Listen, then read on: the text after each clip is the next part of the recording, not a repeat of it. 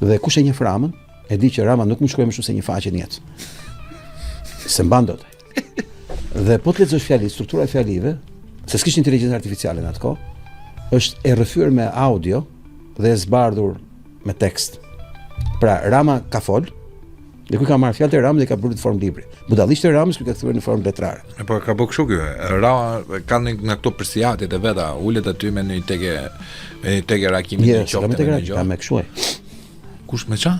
Rama kishte kështu. Ndes fshesën. Po mirë, pastërtori që çdo ditë un pastroj podcast, ai pastron borën.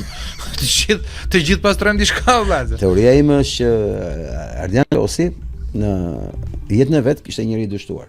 Dhe un kam nxjerr teorinë time që në atë kohë që ai nuk ka vrarë vetë.